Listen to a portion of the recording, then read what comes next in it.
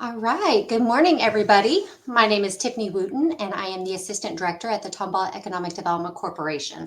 I am so glad that you could join us today for our webinar, Security in an Insecure World.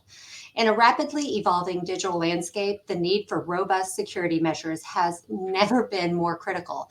Today, we have the privilege of hearing from an esteemed expert in the field, James Morrison. He's the Senior Director for Security Programs at Intellis. With his wealth of experience and insights, we are certain to gain valuable perspectives on navigating the complexities of security in our modern world. Throughout the webinar, we encourage you to actively engage with the content, ask questions, and share your thoughts. Your participation enriches the discussion and contributes to our collective understanding of this vital topic. Let's go ahead and get started at this time. I'd like to turn it over to our speaker, James Morrison. I have put his full bio in the chat. James? All right. Thank you very much. All right. Let me see if we can get the slides rolling here. All right. So as introduced, my name is James Morrison. I'm recently retired from the FBI back in 2019 and teach cybersecurity at Lone Star College down here in University Park.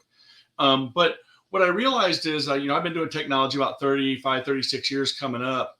And cybersecurity is kind of this new area, right? So what I wanted to do is talk about some of my experiences, where I've seen cybersecurity come from, where I think it's going to, and some of the challenges I think companies are facing.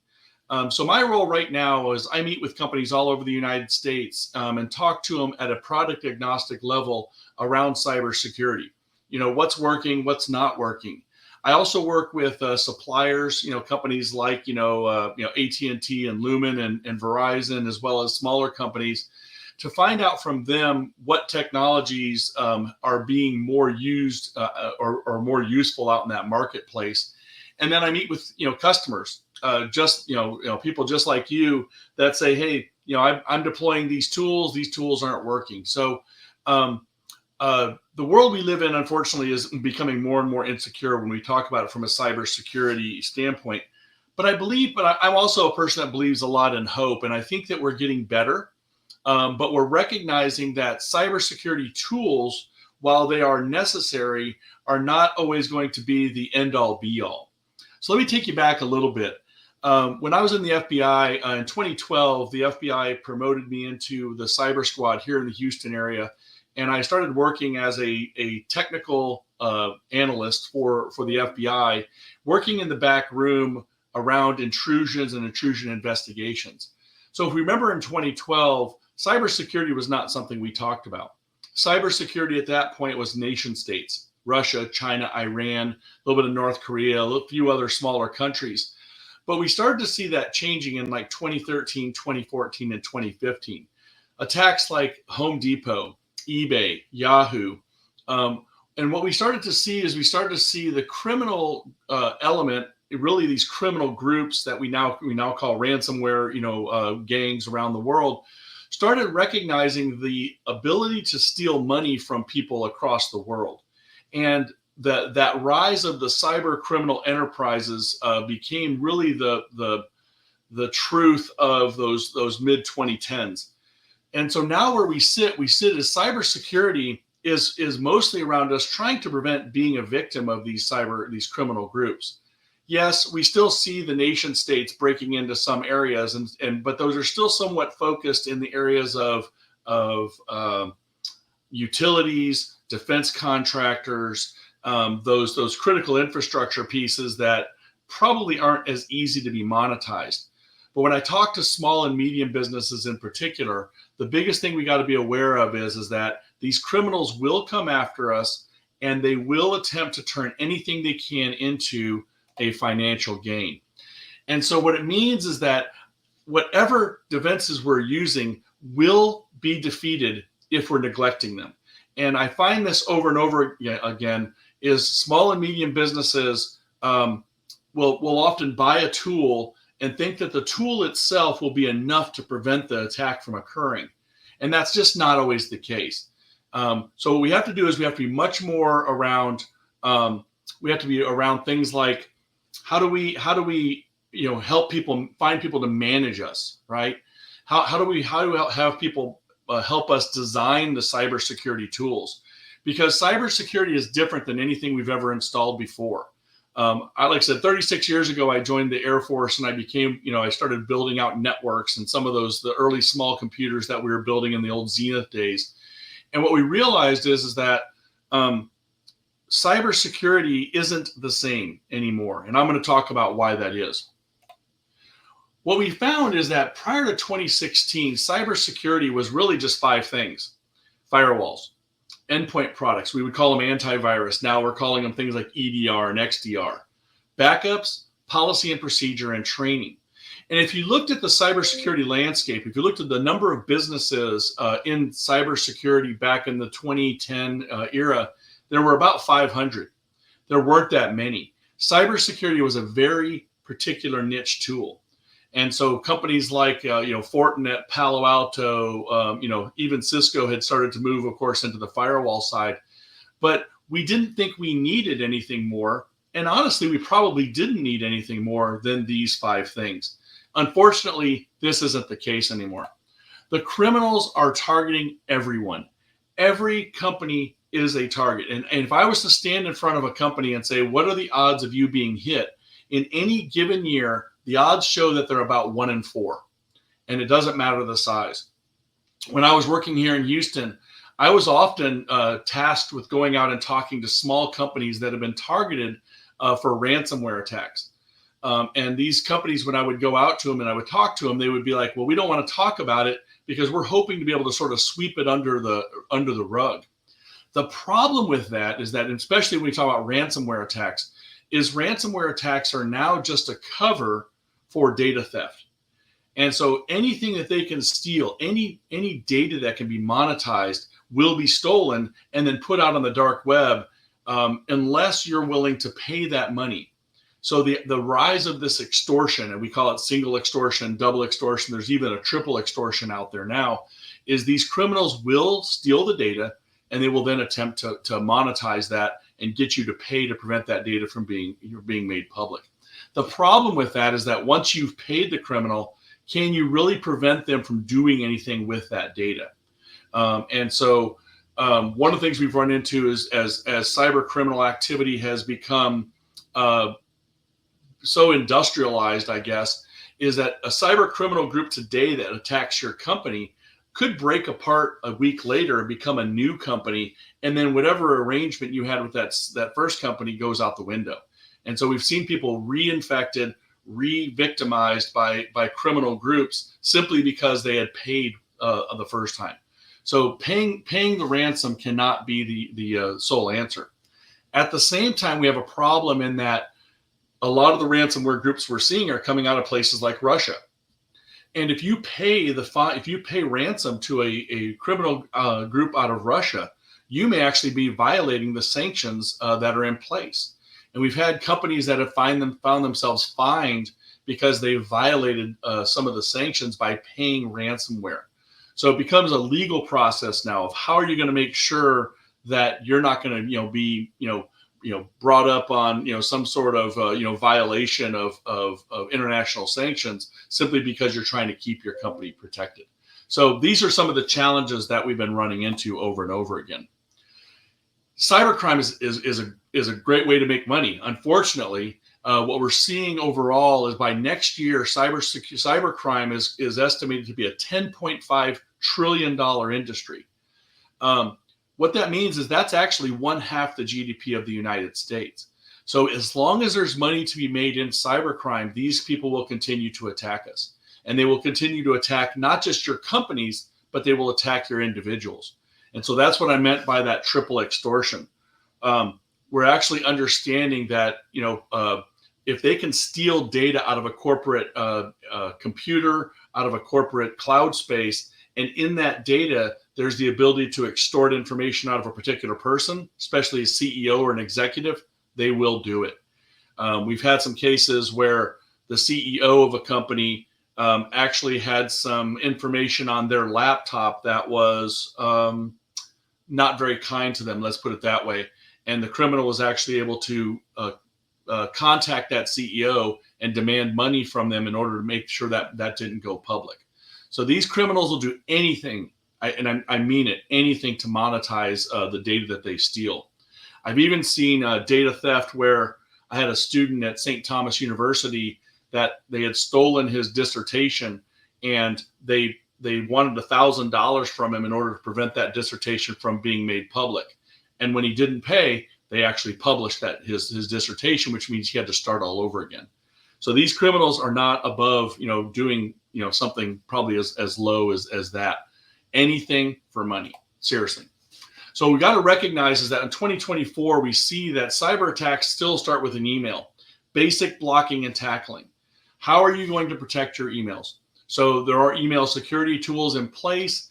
Are they properly configured is the issue. A lot of times people buy these tools and they buy them sort of off the shelf. Let's say it's off the shelf. They plug them in, but there's no tuning built into it. Cybersecurity is much different than any other technologies we've installed because it requires monitoring and tuning to make sure that the technology is doing what we prefer, what we want it to do. And so we have to recognize that, cybercrime will continue. We have to be better about the way that we're buying technology. I find a lot of companies are actually they don't know where to start, and we'll talk about that a little bit. And so they go to the internet, and they Google, I need a two-factor authentication product. What's the best two-factor authentication product? And they'll do a search, or they'll do this for endpoint product. And what happens is, especially in like the Google marketplace, is the first item that appears on your search is an advertisement. So companies like CrowdStrike, companies like Arctic Wolf, companies like Veeam spend a lot of money to make sure that they appear first in those in those searches, and that's one thing that drives people to them. Obviously, if they're at the top of the search, they must be pretty good. In addition, in cybersecurity, we're using technologies, appraisal companies like Forrester and Gartner. And people will go into those and they say, well, what's the top right quadrant? What's the best product according to Forrester or according to Gartner?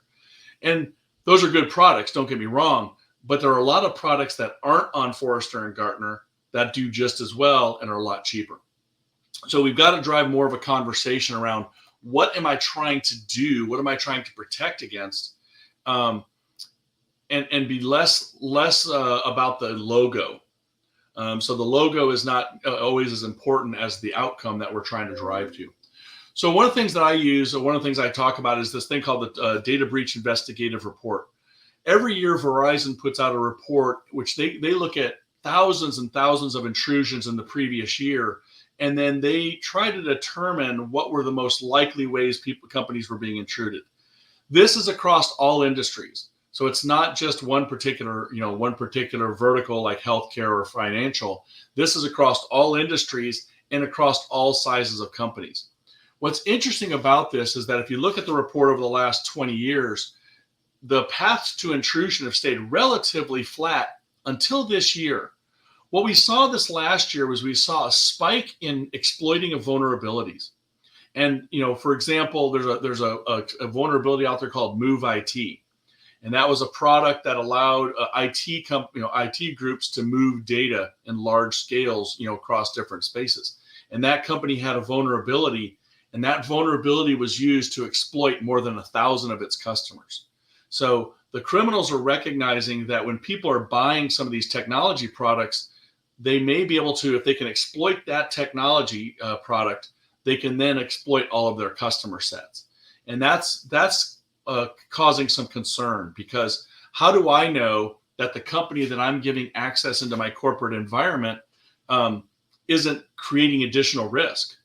We saw this with SolarWinds a couple of years ago, where their product, they actually had programmers outside the United States, and those programmers had been exploited. And so the criminal group was actually able to get into the code of the software and exploit customers of the SolarWinds product.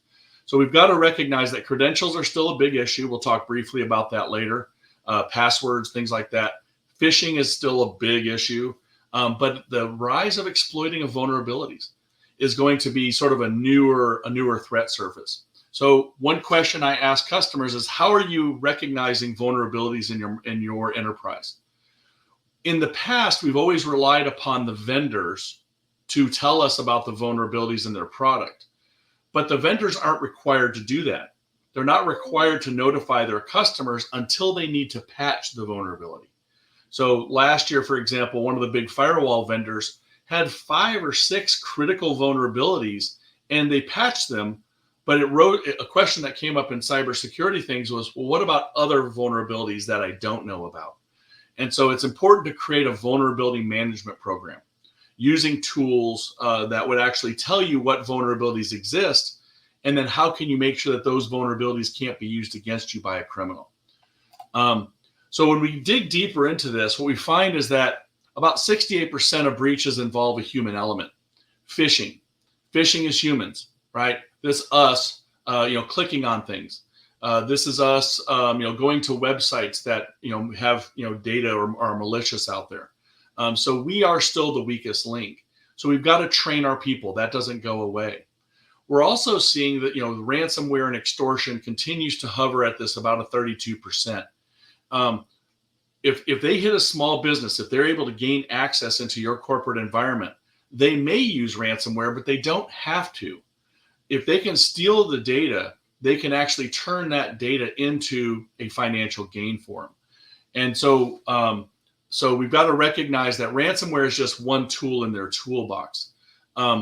We also see errors in the way we build things. I see this in firewalls a lot. Companies will buy firewalls. They'll put the firewall into their environment, but they don't really know how to tune it.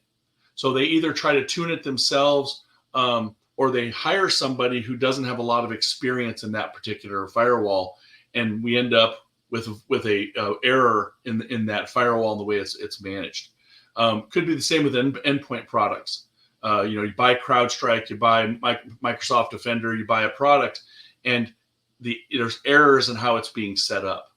So it's important to understand that the technologies of today are different than the technologies we've installed in the past. What's driving security growth? AI.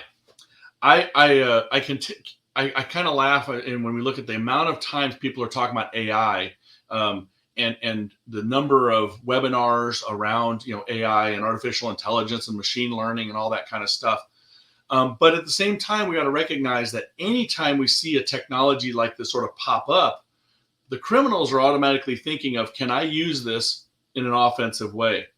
And the answer is yes. The biggest thing we're going to see with AI and cybersecurity from an attacker standpoint is that attackers can exploit vulnerabilities faster.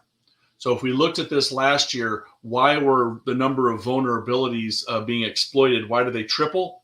One of the reasons is that AI allows them to identify that vulnerability faster and exploit it faster than ever before. On the defensive side, we're seeing AI being used for to increase the speed of securing your environments. So it is a battle going on between offensive AI by the criminals and defensive AI through a lot of the cybersecurity companies. We're also seeing remote workforces here to stay. I think there was a belief, when I got sent home, I used to work for Hewlett Packard Enterprise, and they sent me home March 12th, I believe it was, of 2020, and said, work from home. And we sort of thought that remote workforce was only going to be a temporary thing, but we're now realizing it's not going away. And so that remote workforce creates risk that we may not have been aware of or not prepared for in the past. Also, mobility. Somewhere around 50 to 52% of internet traffic is mobile now. It is coming from cell phones. It is coming from tablets. It is coming from laptops that are not at their normal home environments. So how are you going to address that mobile workforce? A lot of times we allow people to bring their own phones into corporate environments, but that's actually created an additional risk, because how do I secure a device that I don't control? So that's a growing concern. We see IoT, so the Internet of Things, or OT environments, especially in oil and gas. How do I secure OT and IC and SCADA environments? Cloud security. Just today, I was actually reading an article. Fortinet today bought a company called Lacework, which is one of the leaders in cloud security products. So cloud security is sort of this growing space because the criminal will go where the data is. So as more and more companies go into public cloud space or buy their own hybrid cloud space, the criminal will target those cloud in environments. And then compliance and insurance. And we're going to talk more about compliance and insurance because I think that's one of the fastest growing changes in cybersecurity. What are your compliance frameworks? Who do you have to answer to? GLBA is a big compliance framework around the financial sector, but GLBA is taken care of by the Federal Trade Commission, and the Federal Trade Commission expanded GLBA to other companies that run credit checks. So a couple of years ago, automotive dealerships were required to be GLBA compliant. And that created a whole kind of hullabaloo in the automotive industry because they weren't prepared for that. But if we think about that, how will that expand? What other companies use credit checks, for example, to run on their customers? We see apartment complexes doing it. We see gym memberships often will do that. We see utility companies often doing credit checks. And if they maintain those credit checks in any way, they could be forced to be GLBA compliant as well.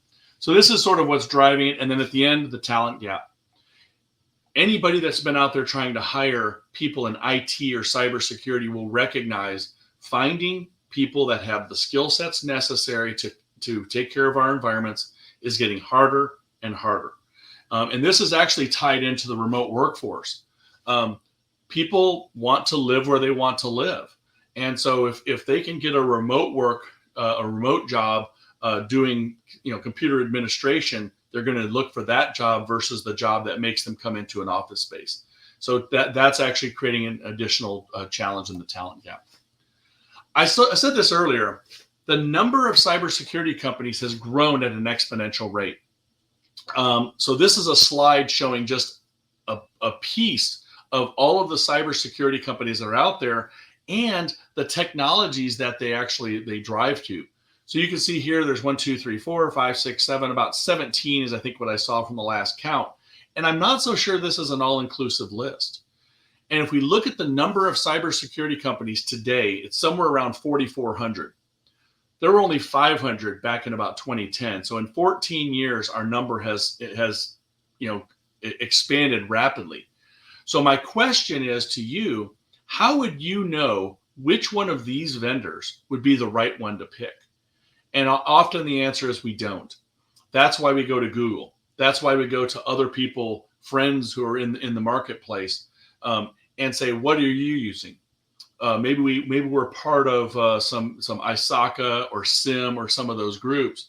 But we have to recognize that this list, a lot of these are great products. And trying to navigate this without assistance will cause you a lot of grief. So one of the things I often say is friends don't let friends Google for cybersecurity products. And it's somewhat of a joke, but recognize that we got to do better about securing our environment. But at the same time, we got to recognize that it's not just about a tool. A tool is not what's going to protect us. Because the question in our mind, and if you're an IT manager, the question in your leadership's mind is, do the tools work? What if I was to tell you that 99% of companies hit by ransomware or a data breach last year had between 5 and 15 security tools in place? If I said that and you're like, is that true? And I said, yeah, it is true. The question in your mind and the question that's going to be in the mind of your leadership is, then why am I buying tools if the tools aren't working? And the reason is that we're thinking that the tools will automatically be that magic wand that will take care of all of our problems. And it's just not the case. Tools do work, but breaches happen because the best tool improperly configured is worse than the worst tool perfectly implemented. The right solution, the wrong problem. We have to start driving the idea of what am I trying to solve? What is the outcome I need before I buy the tool? I can't tell you the number of companies I reach out to. They go to a trade show, right? So we have some great shows here, Texas Technology Summit, and some other ones here. And we go to those expos and we listen to the person at the table telling us about their product, and we think that's a great product. That's sales and marketing, though. That's not necessarily what we need. And so we've got to make sure that the tools that we are working with are actually focused on the need I have. So we got to be very cautious about how we buy. I tell people to be careful of buying sales and marketing, because sales and marketing will tell you they do everything. All right. So the other thing is that if they're relying upon us to keep the product secure, it will fail. If we're relied upon to do our own patching, we probably will not patch as well as we had hoped for. So we're starting to see this rise of needing external MSPs or MSSPs, security companies, to manage our product. This is a controversial conversation right here. IT is not the same as security, and security is not the same as digital forensics and response. The IT teams of today do not have the training in general. This is a general statement. The IT teams of today do not have the expertise to install and maintain a cybersecurity product. The reason is that, let's throw out an example. If you go to your IT team and say, hey, we need a two-factor authentication product, and they've never worked with one before, they're going to go out to the internet and they're going to search, or they're going to go to Forrester or Gartner, and they're going to pick a two-factor authentication product and probably land on something like Duo or Okta, which are two of the big names. If they've never installed that product before, they're going to have to learn how to install and manage that product, and they're going to do it the same way you would. They're going to go out to the internet and they're either going to download YouTube videos, or they're going to go to the vendor site and watch the vendor videos. But that doesn't give them the expertise in actually installing and maintaining the product. And so what ends up happening is about 90% of home brewed cybersecurity technology products fail. And it's not because of, lack of, talent. It's just lack of expertise. And at the same time, when we talk about post-incident, digital forensics and incident response, IT teams do not have the expertise to truly manage an incident of a data breach, a business email compromise, or, hopefully it doesn't ever happen to you, a ransomware attack. For the FBI, in order for us to be considered at least junior incident responders, we went through about 18 months of training. And that was mainly based upon SANS and some of the cybersecurity vendors that were out there. The companies that are out there doing digital forensics and incident response, the really good ones, the companies like Kroll, they are doing it because they have experts that they've hired from companies like the FBI, NSA, CISA. And what we find is that when an IT group comes in and does incident response, they typically follow the 3 R's: reload, reboot, and reset passwords. And it's not enough. These criminals know how to avoid those attacks. So if you find yourself in an incident, please, the first thing you should be doing is reaching out to your insurance company. Your insurance company should be able to give you a digital forensics or an incident response company that can come in and fix it. If you try to do it yourself, I can almost guarantee 75 to 80% of the time that intruder will still be in the environment following your IT response. I always tell the story. I was out of a cruise in Galveston a couple of years ago, and a lady next to me, we were getting ready to leave, and she was on her phone, and she said, "Are you kidding me? They're in my network again." And I handed her my business card, and I just said, "I want to talk to you real quick when you're done." Turns out she has a small bank. 6 months ago, somebody had gotten into her chief financial officer's email account and started sending out fraudulent invoices. Once they noticed it and there was a financial loss, she told her IT team to fix it. Well, they deleted his account, deleted his email, and then reloaded and reset everything and set it up again. 2 weeks later, they were back in there again. They went through this again. Third time they did it, she was like, why are you not able to fix it? And I said, the reason is these criminals know how to avoid a reload and a reboot. They're very good at that. So please recognize this is very important. IT teams are not cybersecurity experts. They are not digital forensics and incident response experts, but they won't tell you no. So I encourage you, make sure you have somebody to protect you there. When we look at MSPs, this is a big term, right? The managed services, groups, or the MSSPs or in-house. These are the pros and cons of each of those. All right. So if these are important, please recognize that there are pros and cons to MSPs, MSSPs, and in-house, security operations.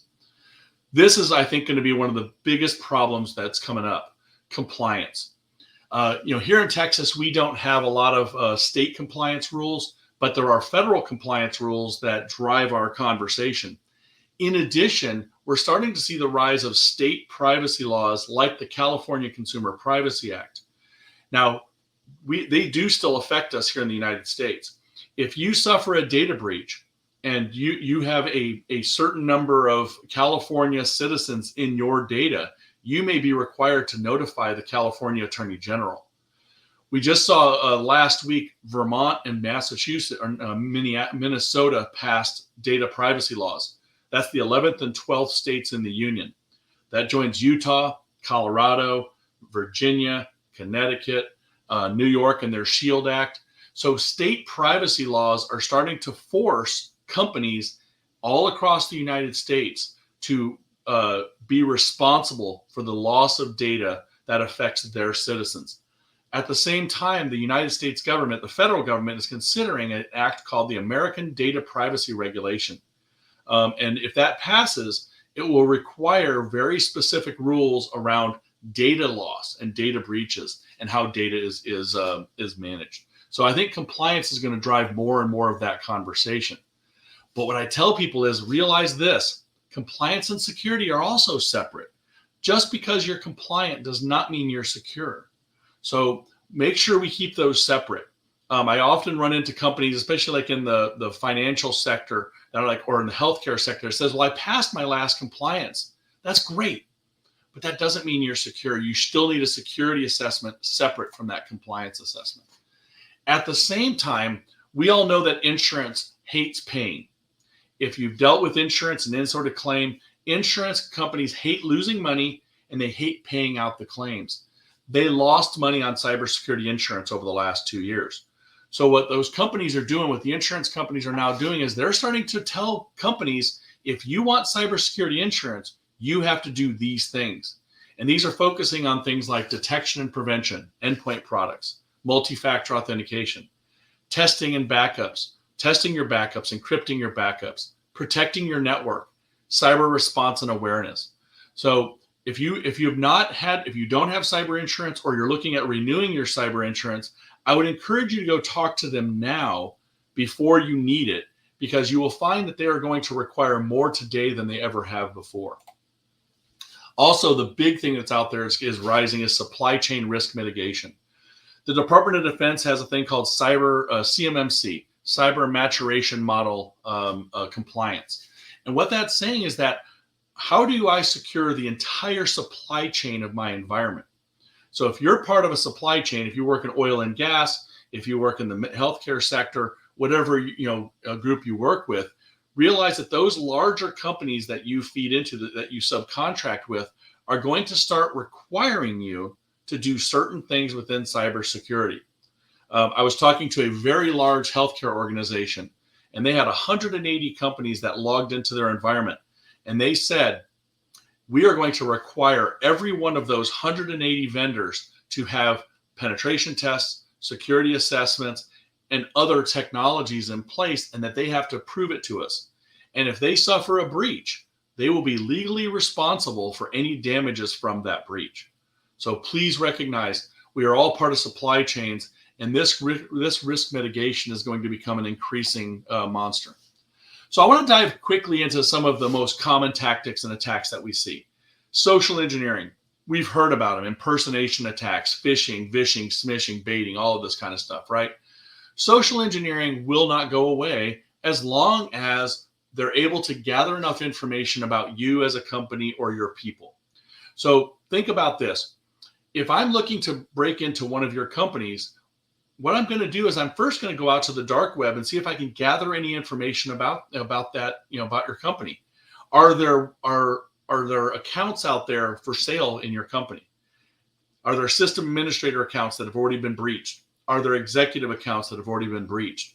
I'm going to then go into public sector. I'm going to start looking at data that's out there. I'm going to look at your LinkedIn profile. I'm going to look at your website. MGM Grand is a perfect example of the social engineering cycle. MGM Grand, a criminal goes out to LinkedIn, looks for a new employee from MGM Grand, new executive, then calls into their help desk pretending to be that person and asks for a password reset. Oh, and by the way, I don't have my two-factor authentication. So the help desk turns off two-factor authentication and gives a new password to a criminal who is then able to log into their environment and launch a ransomware attack that is still probably going to be one of the most expensive ransomware attacks ever, once all of the fines and stuff are in place for the MGM Grand. So what kind of information about your company is available out there? Do you do dark web research? Do you have somebody that monitors the dark web for your companies? Then once I've got that information, I'm going to try to hook somebody. I'm going to call in. I'm going to say I'm a purchasing agent. I'm going to call in. I'm going to say that I'm a prospective employee, and I want to send a resume in, right? So I send that resume in, and then you click on that resume. You've now launched an attack from something you thought was legitimate. Then I'm going to extract information, and I'm going to exit. So that life cycle, I want you to think about how would that life cycle work in your environment? How much information is available in public sector on people within your environment? Are we training our people to not believe these stories, that the impersonation stories that people are going to build? I had one mid-sized company here in the Houston area that sold oil and gas equipment. They got a phone call from somebody saying they were a purchasing agent from company X. And they went through a contract negotiation, and 6 months later, they made a purchase. They sent in a purchase order. The oil and gas company shipped off the pump equipment to the address listed, and 7 days later, the purchase order bounces. Over $1 million, right? So they go out to get the equipment, and the equipment's gone. They had taken the equipment, taken it off, and sold it. So all size companies fall for these particular engineering cycles. When we do our trainings, though, we need to think about who is the person most likely to get caught in that cycle. Also recognize the big reason social engineering works is it's an emotional response. We want to do our job, right? So I'm looking at resumes. I'm diving through that. I want to fulfill this order because that's part of my job. But we got to think about and be more intelligent and thinking about the conversation I'm having versus relying upon that emotional response. Don't get greedy, don't get curious. This is mainly meant for home use, but recognize that home users can be phished, and that phishing at a home could actually then cause a vulnerability into my corporate environment. But for social attacks, slow things down, research the facts. In the particular case of the MGM Grand, they should have verified the identity of that employee. There's various ways to verify that identity. In the case of this oil and gas company, they should have called the company and verified that this person actually worked for that company. But we get caught up in it. We move too fast sometimes, and in that speed, we sometimes make mistakes that cause problems. So recognizing phishing, we should recognize this. We should train our people on recognizing phishing. Doesn't matter the size of the company. Phishing, things like the email address, things like attachments and links. We should recognize them and not take the action with them. This is all part of phishing training that should be built into us. Also, if we have remote users, how are remote users accessing my environment? How are we protecting that? A lot of times we use software like a VPN, but a VPN doesn't go far enough to protect our company. So business email compromise. How would we protect ourselves if somebody was able to get into a corporate environment and start doing wire transfers? So these fund transfers, what I tell companies, you should have policy in place that says any financial transfer of over a certain amount should have a second person actually managing it. In addition, it could be something like, how would I how would my chief financial officer how do I verify that it's actually my chief financial officer or my CEO sending out these particular emails? One of the things we've seen recently has been a rise in this CEOs asking for gift cards, especially to new employees. So if a new employee comes in and they get an email from a manager asking for gift cards, we got to make sure that we're training them faster. So the criminals are paying attention to your new employees, and it's important to make sure we train them quicker so they don't get affected by that. So business email compromise, still a big issue. We're seeing it called account compromise too, account takeovers. Just realize that this is a big issue if it's part of a relationship I have with someone else. So for example, a school district up in North Texas was having new construction done on their building, and they had an email come in asking for half payment on the invoice, and they paid it. Then a month later or so, a second invoice came in to pay the second half of it, and they paid it. Well, when the actual contracting company came in asking for payment, that's when they found out that money had already been paid out. And there was a lawsuit that went back and forth because the school district said they paid based upon the invoice sent from the contractor's environment. And so there should have been a better way to verify the identity of the person asking for those kind of payments. So anytime money's being transferred, we should go through the extra steps we need to verify. Also, when you're setting up an account for someone, if they set up a particular bank account, you should not change that bank account unless they show up in person to change it. Changing it via email, changing it versus phone should never, ever, ever happen. All right. Also recognize, especially in small companies, we don't protect our data once somebody's inside the environment. So it's that castle and moat idea. Once somebody's inside my environment, I'm like, oh, hey, we'll give them access to everything. And that's a really bad idea. So look at your folders, look at those group folders. Who has access to them? Who manages that access? Look at sensitive files. Should sensitive files be open to every employee? Typically, the answer is no. And especially global access. Global access should be really well managed. And we see this a lot of times where small companies will use things like Dropbox, or they'll use Google Documents as a place to store data. And if that data is sensitive to the company, it could be exploitable by internal as well as external folks. Passwords, right? We talk about password facts. The reason passwords are an issue is that 51% of people use the same passwords at home that they use at work, and 60% of those are dates. So when our employees are using bad passwords at home, we do find that those passwords are exploitable. So if they lose a password, how do we know that lost password, to like say their MGM Grand account isn't the same password that they use for work? So we've got to train folks on how to create better passwords, how to not create simple passwords. Maybe even training them on how to use a password manager. But if we keep falling into this general idea around passwords and not enforcing a more secure password environment, we will find ourselves in trouble. So password managers, altering our pattern. 90% of us capitalize first letter, ending 75% of the time in numbers. Using passphrases instead of passwords, and longer is better. The reason I say longer is better is recognize that an 8-character password in today's environment, with as fast as computers are, can be broken in 8 hours. So if the criminal can capture the password hash as I try to enter a password, they will try to crack that password offline, and they can usually do it in about 8 hours. But if we can increase the password minimums to 12 or 16, we make not only a password that's much harder to break, but a password I don't have to change as frequently.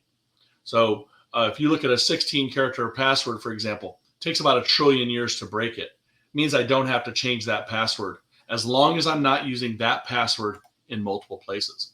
Also, two-factor authentication should be turned on for everything, especially email accounts and financial accounts. If somebody logs in, tries to log into one of our accounts, it should send us a 6-digit code. We're actually seeing this SMS. This is called SMS two-factor authentication. This is actually not the most protected form. We would encourage companies, if you can, to use like the Microsoft Authenticator or the Google Authenticator instead of the SMS, because the SMS have been exploited, but it's better than nothing. So if this is all you got, use what you got. All right, so when you're securing the network, have a plan, an incident response plan. This is the first question I ask any company I'm talking to. Do you have an incident response plan, and have you ever tested it? Do you have a disaster recovery plan, and have you tested it? Have you ever gotten an external security evaluation? Are you implementing two-factor authentication? Are you encrypting data at rest? Are you training and testing your employees? You need to constantly evaluate who has access and who needs it, and look at what processes you have that rely upon email. Because at the end of the day, email is not trustworthy. I cannot trust that my email accounts are all going to be kept secure. And I would ask each of you to do this. Sit down and actually think about how mature your security posture is. On a 1 to 5 scale, where do you think you are? What I always tell people is go 1 to 5 and then subtract it by 1. Because we always overestimate where we are in security. And if you don't like where you are, if you're at a 1 or you're at a 2 and you want to be at the next level, then you need to talk to somebody. You need to talk to somebody about how to increase my security. Because we can't continue to be reactive in security. We have to be proactive. We have to be ahead of the game. And recognize that the pillars of cybersecurity are not just people, process, and technology.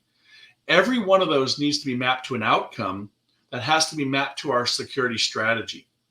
If you're buying technology before you're determining the outcome, you're doing it in the wrong direction.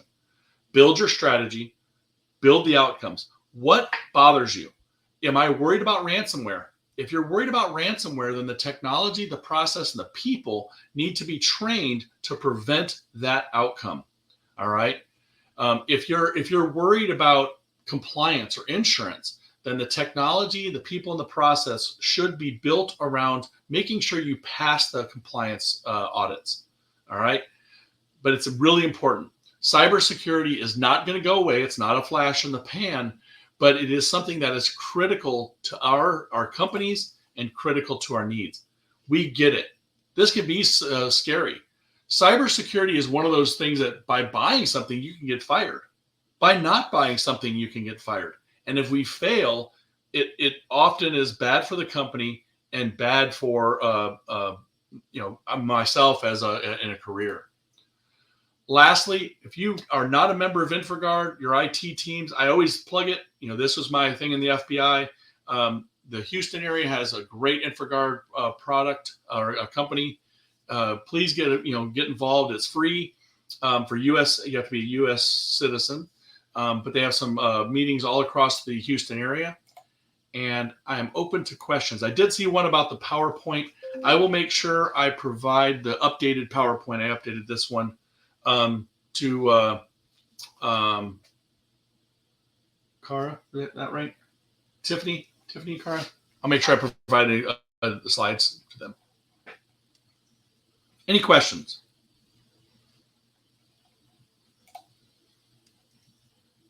All right, I got some here. Let's see. There's some in here. There's a whole bunch here. All right.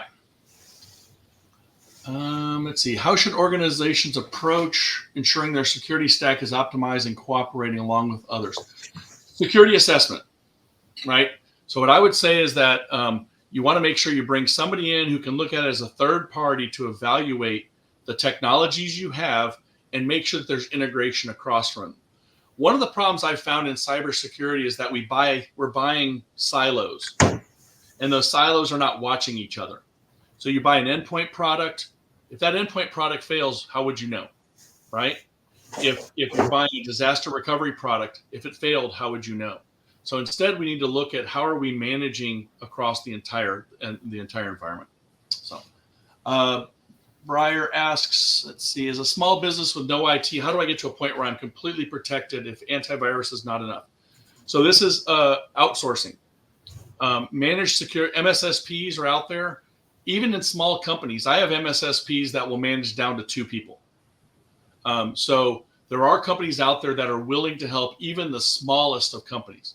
So just make sure that we're having those kind of conversations. If you only have one IT person or a part-time IT person, it's probably important to make sure that or what security can I get from my MSP if you're using a local MSP?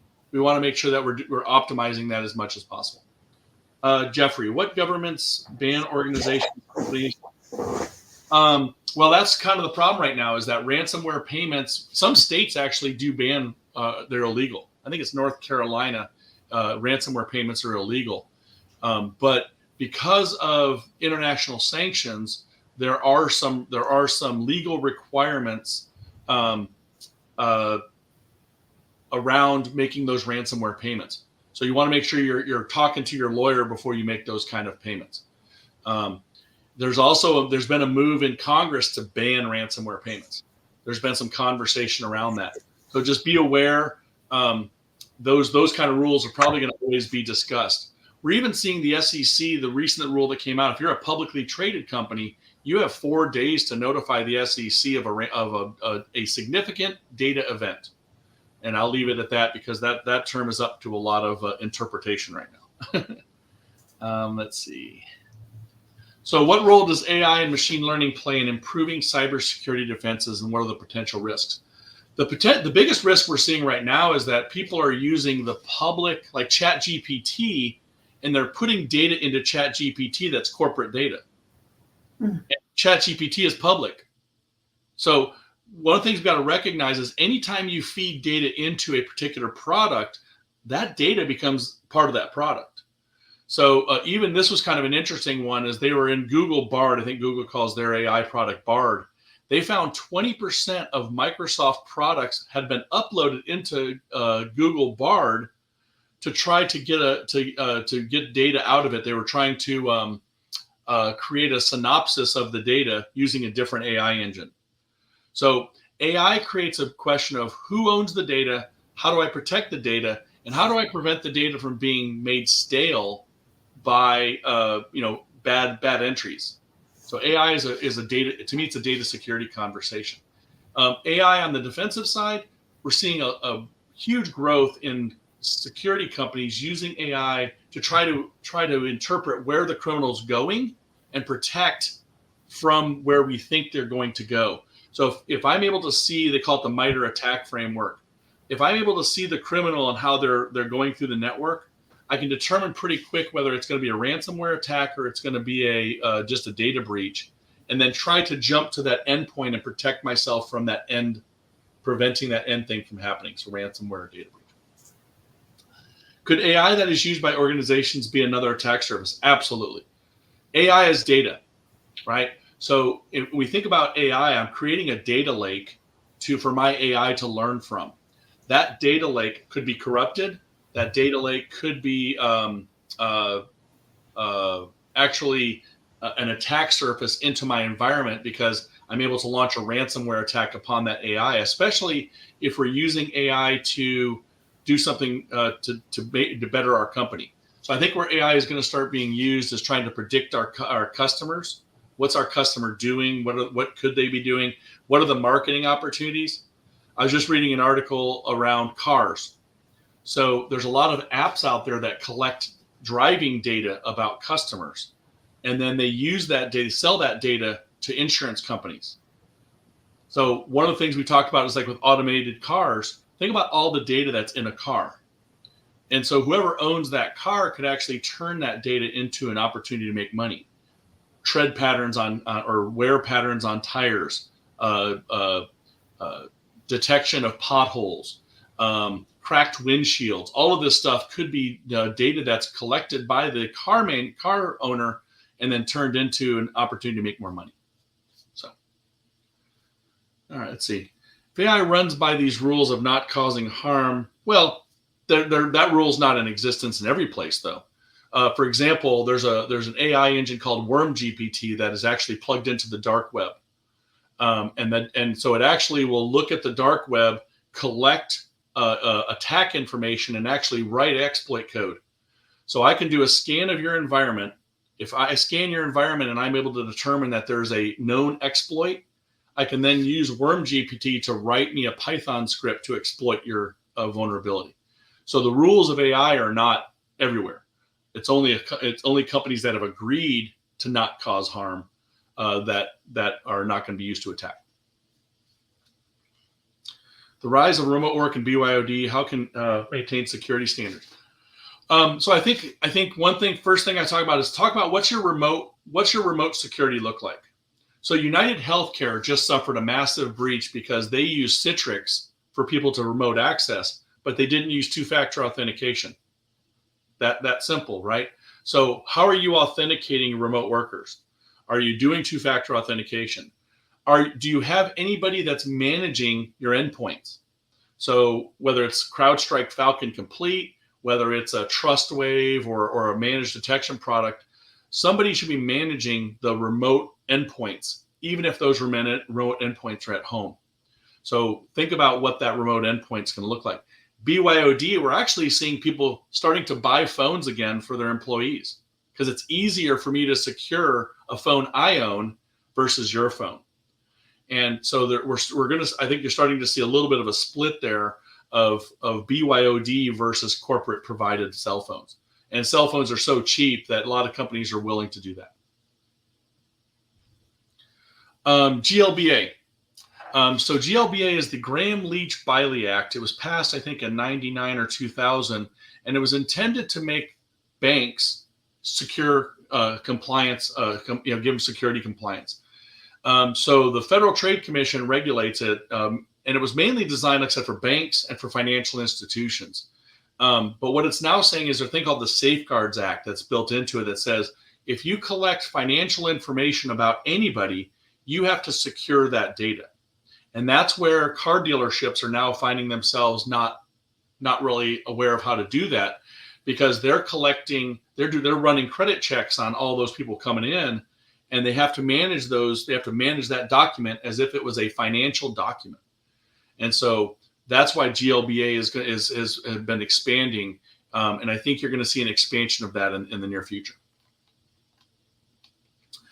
Would cyber insurance put more rigorous requirements for organizations due to the high payouts? Yes, we're already seeing that. We're actually seeing a lot more of denials too, where cyber insurance providers are actually refusing to provide insurance because they find you to be high risk. So I was talking to one company and they said when they first got cyber insurance 8 years ago, it was 4 questions. Now it's 14 pages. So the cyber insurance companies have recognized that in order for me to accept the risk, you have to show me that you're actually doing what you say you're doing. So we're also seeing insurance companies that, let's say bad happens and a company gets hit, they're doing an incident response of it. And if they find out you didn't do what you said you did, they will refuse coverage and they will fine the company that falsified the document. So insurance companies are getting very toothy about making sure you do what you say you're going to do. And if you don't, they're going to come back after you. So those requirements are going to continue to increase. Emerging trends. Like I said, the big trends I see is vulnerabilities. Vulnerability management, I think, is going to be the biggest challenge for companies. How are you managing the vulnerabilities in your environment? And then how long does it take you to fix a vulnerability once you know about it? In general, vulnerabilities take somewhere around 6 months for people to patch. And so my question would be is, if it takes you that long, how long do you think the criminal is going to take to exploit it once they find it? Well, the criminal typically will exploit a vulnerability within 24 hours right now. If they find that vulnerability before you patch it, you're playing a race game.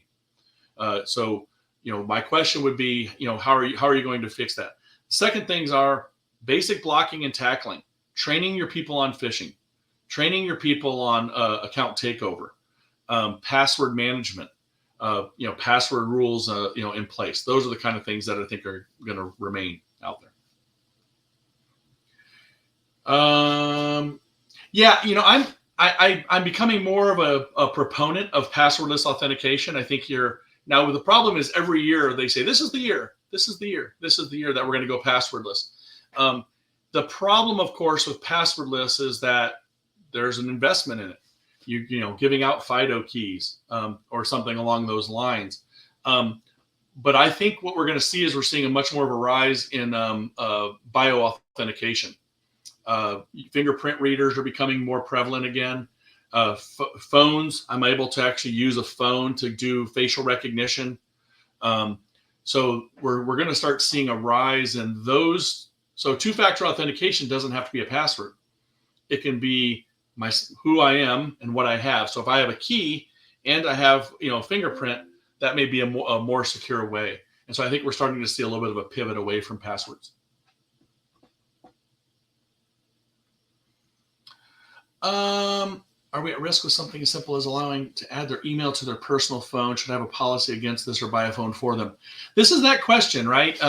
I don't think the risk is enormous of like putting an email, like corporate email, on a personal phone, as long as there's policy in place that says they have to do this, this, and this.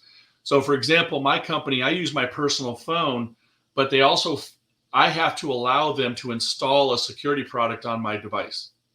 So that's part of the policy there that says that if I use my personal phone for corporate email, I have to also install X, Y, and Z. So that's where it comes in, is that if you want that convenience, you have to accept that. And so that's why some companies, though, if I'm not willing to do that, are you willing to buy a phone for me? And so my company has those options. They'll buy me a phone or they'll reimburse me for a phone if I follow policy. James, I think that is all of the questions that we have right now. Okay. Well, and I'm in the Houston area, so if there are any questions come up, please don't hesitate to reach out to me. The Tomball group has my information. I'm actually out here in Klein, so I'm not so far away from y'all. I do these events across the Houston area. So again, if you have a group that you want it done for, let me know. But I really am trying to. My thing, this is a crusade for me, is to try to help us be more protected. We have to protect ourselves. And if we think law enforcement's going to be there to protect us, they're not. And it's not because of a lack of desire. It's that this is such a huge criminal issue. Most local law enforcement have no idea even to what to do. And the FBI just doesn't have the bodies. They just don't.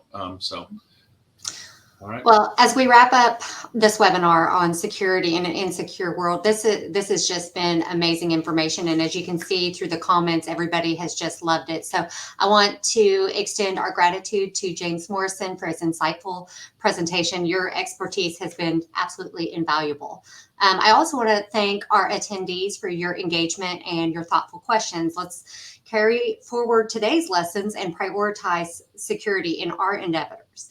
On behalf of the TEDC, I want to thank you for joining us. This webinar and past webinars will be placed on the TEDC's website for those that were not able to join us today, or if you just want to come back as a refresher. So again, we want to thank you, James. Thank you so much for all of the information and everybody that joined us. Thank you all. Thanks.